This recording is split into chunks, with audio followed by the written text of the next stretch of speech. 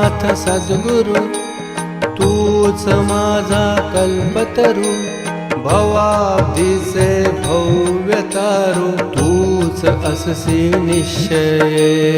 இந்த ஓவியின் பொருளாவது, ஓ சத்குரு சாயிநாதா, நீரே எனது கற்பகத்தரு, உலகாயத பெருங்கடலை கடக்க உதவும் சிறந்த படகும் நிச்சயமாக நீரே அன்றோ.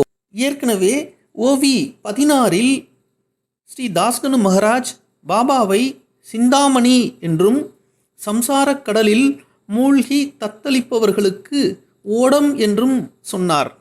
இங்கு உலகாயத பெருங்கடலை கடக்க உதவும் சிறந்த படகு என்று குறிப்பிடுகின்றார். இதனுடைய பொருளாவது, சம்சார சாகரத்தை கடக்கச் செய்வதில் சத்குருவானவர் ஒரு படகாக செயல்படுகின்றார் என்பது இங்கு தாஸ்கனு மகராஜின் கூற்றாக அமைந்துள்ளது.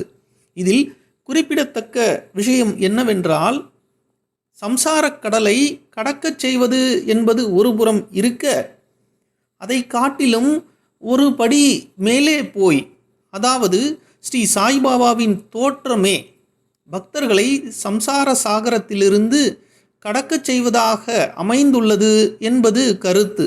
அது எப்படி என்றால், மராத்திய மாநிலத்தில் ஸ்ரீ பாண்டுரங்கனினுடைய தோற்றத்தை பற்றி, அதாவது பாண்டுரங்க பெருமான் பண்டரிநாதன் தன்னுடைய இரு திருக்கரங்களையும் இடுப்பில் வைத்தவாறு கம்பீரமாக காட்சியளிப்பார். அதை பற்றி பாண்டுரங்கன் தன்னுடைய பக்தர்களுக்கு இந்த சம்சார சாகரம் என்பது இந்த இடுப்பளவுதான் என்று குறிப்பிடுவதாக சொல்லப்படுவதுண்டு.